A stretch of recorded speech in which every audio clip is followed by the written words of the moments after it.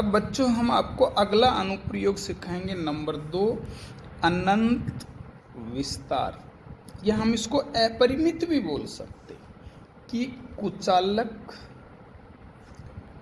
समावेशित परत। इसको कुचालक को हम कई बार पैरावैद्युत भी बोल देते हैं। पैरावैद्युत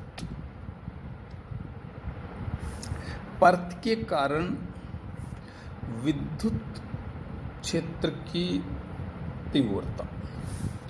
अनंत विस्तार की कुचालक समावेशित परत के कारण विद्युत क्षेत्र की तीव्रता।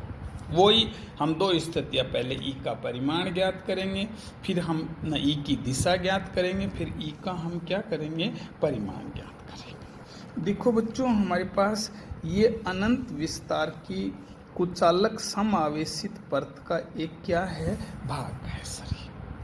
ए है नाम, बी है, सी है, डी है। ये रियल में यूं खड़ी है। परत में क्या होता है बच्चों, परत में मोटाई नहीं होती है, केवल लंबाई और क्या होती है, चौड़ाई। जैसे अपने कागज है, एक परत है सर, ये लेयर बोलते हैं इसको। अब ये यूं खड़ी है तो इससे लंबवत दूरी r पर हम विद्युत क्षेत्र की तीव्रता ज्ञात करेंगे सर। अब लंबवत में चाहे आप यहाँ से लिख सकते हो, चाहे केंद्र से, क्योंकि तो खड़ी है।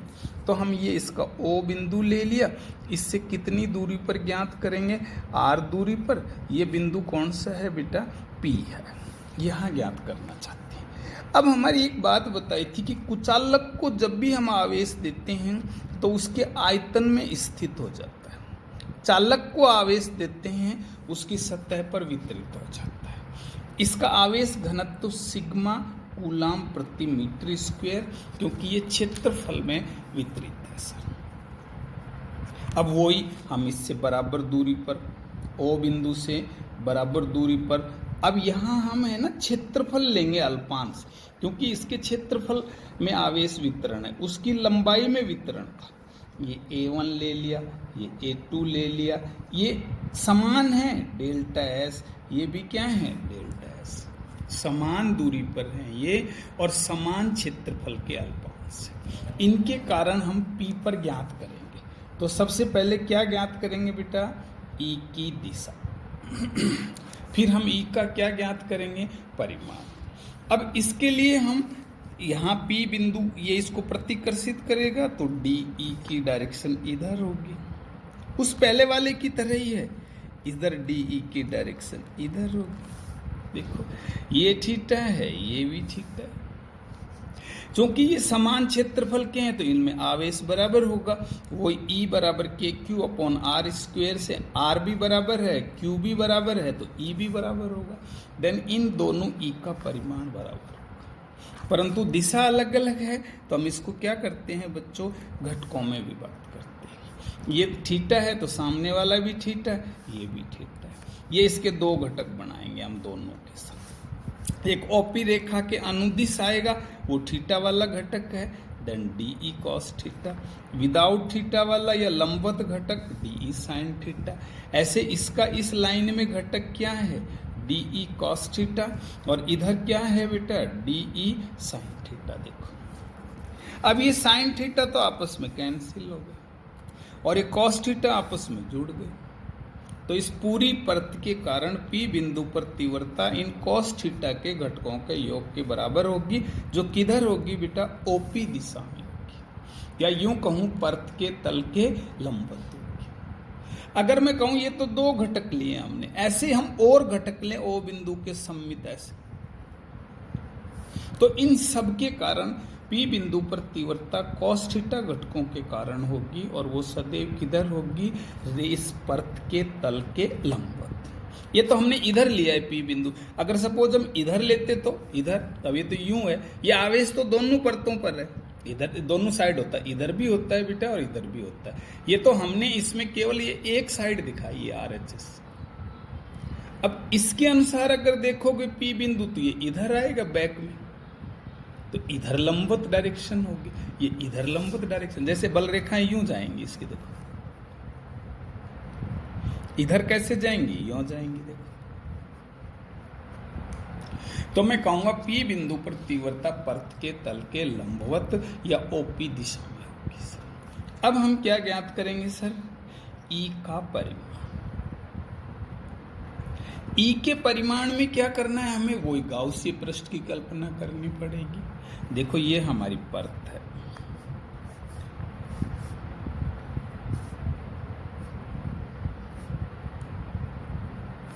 ये इस पर आवेश घनत्व सिग्मा है, नाम है ABCD। तो इसके संगत भी हम गाउसीय पृष्ठ है ना बेलनाकारी बनाएंगे सर। देखो इस बेलन की लंबाई कितनी लेंगे? 2r। ये r दूरी है, यहाँ ये P बिंदु है, ये O बिंदु है। ये पर्त ऐसे है, देखो ये पर्त इस बेलनाकार गाउसीय पृष्ठ को दो बराबर भागों में बांटती है। तो जब r इधर है तो नेचुरल है r भी इधर ही होगी। तो अब ये तो मैंने बैक में है तो इसको तो डॉट डॉट दिख दिया। देन इसके पीछे, और ये दूरी इसके पीछे है ये। देन ये दूरी भी कितनी है? r। ये यहाँ डार्क नहीं करना है, इसका मतलब डॉट डॉट का मतलब है कि ये इसके पीछे की साइड में। तो r दूरी इधर है, r दूरी इधर है। इसका अनुप्रस्थ काट क्षेत्रफल कितना ले लिया हमने? S ले लिया है सर। तो 2r लंबाई और कैपिटल S अनुप्रस्थ काट क्षेत्रफल के बेलनाकार गाउसीय पृष्ठ की कल्पना करते हैं, जिसको ये कुचालक पर्त है ना दो बराबर भागों में बांटती है। अब वही हम इस डेल्टा, ये P बिंदु पर हम डेल्टा S अल्पांश लेंगे। इसकी दिशा किधर होगी? तल के लंबवत। अभी मैंने बताया था अल्पांश सदैव तल के लंबवत होता है। इधर ही क्या है? ई की हमने इससे ऊपर बल रेखाएं सिखाई हैं आपको। देन S1 पृष्ठ के लिए थीटा बराबर 0 डिग्री। अब हम ये दूसरा भी लेंगे सर, ये वक्राकार पृष्ठ है। ई तो क्या है? वो ही तल के लंबवत। ये डेल्टा S क्या है? ये इधर है। ये थीटा बराबर क्या हो गया? 90 डिग्री हो गया। देखो अब हम तीसरा पृष्ठ इधर लेंगे सर, इसको S3 मान लिया। ई सदैव क्या होती है? तल के लंबवत, इसके पर्त के लंबवत। और डेल्टा S क्या है? तल के लंबवत। थीटा बराबर क्या हो गया है? 0 डिग्री। अब हम एक बार कौन सी लगाएंगे? विद्युत फ्लक्स की डेफिनेशन वाला सूत्र लगाएंगे सर। फाई बराबर बंद पृष्ठ S E सदिश डॉट क्या है? Delta S। वही हम इसको तीन फलकों से बना हुआ मान सकते हैं। S1 कौन सी फलक है? वृत्तीय, लिख दूं E सदिश डॉट डेल्टा S। S2 कौन सी है? वक्रीय, लिख दूं E सदिश डॉट डेल्टा S सदिश। S3 कौन सी है? वृत्तीय, लिख दूं E सदिश डॉट डेल्टा S सदिश। अब इनके एंगल्स है ना मुझे दिखाई दे रहे हैं सर। ये कौन सा है? cos 0 degree. ये कौन सा है? E del S cos 90 degree. ये कौन सा है? E del S cos 0 degree. देखो ये S1 और S3 के लिए 0 डिग्री है, और ये S2 के लिए कौन सा डिग्री है बच्चों? 90 डिग्री है। अब cos 90 का मान तो 0 होता है और cos 0 का मान 1 होता है। अब ये तो cos 90 में 0 हो गया सर। देन 5 बराबर S1 E डेल S, यहाँ 1 लिख दूं। S3 E डेल S, यहाँ भी 1 लिख दूं।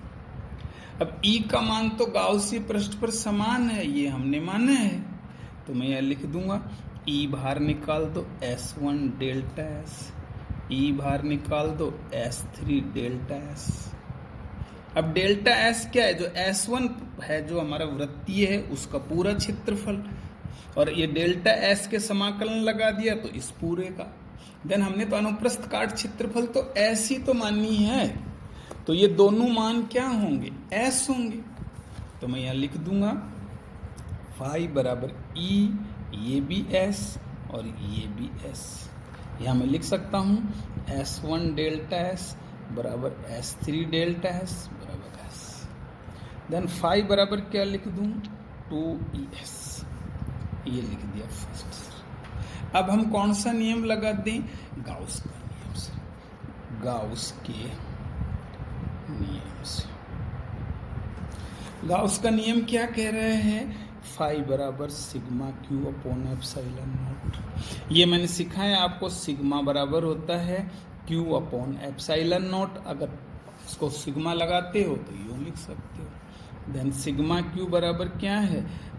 सिग्मा क्यू बराबर एप्सिलॉन नॉट सिग्मा। तो यहाँ लिख दिया मैंने, देखो ना, ये सिग्मा क्यू अपॉन एस है बेटा, सॉरी ये एस,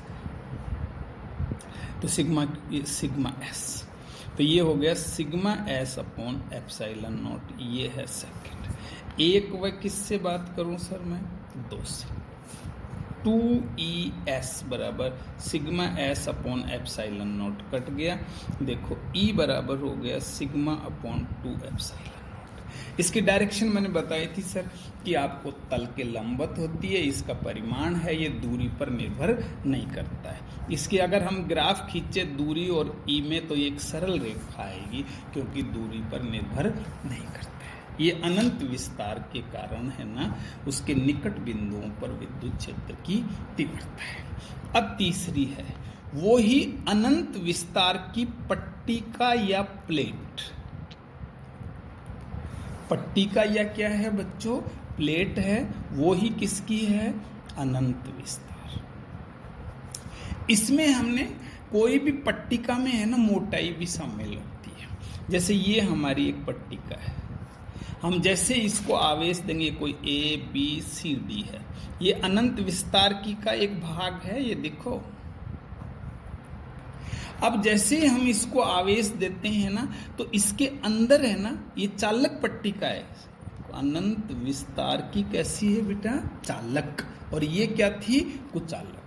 तो हम इसको जैसे ही आवेश देंगे, सारा आवेश कहाँ वितरित हो जाएगा? इसकी केवल सतह पर, यहाँ पर फैल जाएगा। ये सिग्मा कूलाम प्रति मीटर स्क्वायर। इसके अंदर है ना Q बराबर क्या रहेगा? 0, इसलिए E बराबर भी क्या रहेगा? 0। केवल इसके बाहर E रहेगी। और अभी हमने पढ़ा है कि कोई भी आवेश है ना, उससे E सदैव तल के क्या होती है? लंबवत। इसलिए इसकी सतह पर कहीं पर भी E देखोगे, वो सदैव तल के क्या आएगी बच्चों? लंबवत। इधर देखोगे तो इधर लंबवत। तो इसमें हमें E है ना, इसकी दिशा नहीं ज्ञात करनी, अपन सीधा ही बोल देंगे कि जैसे ही हम सर चालक पट्टिका को आवेश देंगे, सारा आवेश उसकी सतह पे वितरित हो जाएगा, उसके अंदर कोई आवेश नहीं रहेगा। अंदर E का मान 0 रहेगा, बाहर है ना E का मान रहेगा, लेकिन दिशा सदैव तल के क्या रहेगी? लंबवत। अब हम वो एक गाउसीय पृष्ठ बनाएंगे, इसमें सीधा गाउसीय पृष्ठ बनाएंगे। तो ये बेटा है ना, हम सीधा गाउसीय पृष्ठ बना दिए। ये देखो, इसका एक सिरा है ना अंदर है, एक सिरा क्या है? एक वृत्तीय फलक बाहर है और एक क्या है? अंदर है। उस वाले में बाहर थे सारे, क्योंकि उसमें मोटाई नहीं थी। अब हम इस P बिंदु पर निकालना चाहते हैं, जो इससे कितनी दूरी पर है? R दूरी पर है। तो वो 3 फलक बनाएंगे। S1 जो पहले उसमें पढ़ा था बेटा, ऐसे यहाँ क्या बनाओगे? S2, ऐसे यहाँ क्या बनाओगे? S3, और वो का वो सूत्र लगाओगे पहले वाला। देन फाई बराबर सीधा लिख दूं मैं, देखो S1 E डेल S, ये तो cos 0 डिग्री हो गया। S2 में क्या हो जाएगा? cos 90 हो जाएगा। और S3 में E 0 है, तो ये 0 हो जाएगी। देन ये 0 हो गई, ये S3 में 0 हो गई, क्योंकि E अंदर 0 है। ये S1 में 0 डिग्री है बेटा ये, और इसमें कितना आएगा? वही 90 डिग्री। तो देन ये तो E 0 से 0 हो गई, ये cos 90 से 0 हो गई। देन फाई बराबर वही S1 E डेल S, इसकी वैल्यू 1 हो गई।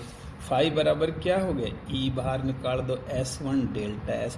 देन लिख दूँ ES। अब किसकी बात करोगे?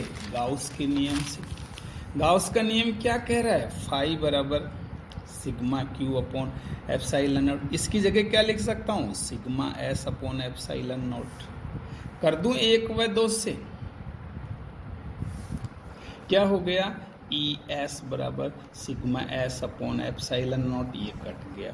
ई बराबर क्या हो गया, सिग्मा अपॉन एप्साइलन नॉट। देखो उसमें नीचे 2 आ रहा था, इसमें 2 नहीं है, तो चालक पट्टिका के कारण ई का मान कितना रहेगा, सिग्मा अपॉन एप्साइलन नॉट। ये भी दूरी पर निर्भर नहीं करेगा चालक पट्टिका के कारण सर, उसमें भी निर्भर नहीं करा था, उसमें 2 का भाग लगता था, इसमें 2 का भाग नहीं लगता है।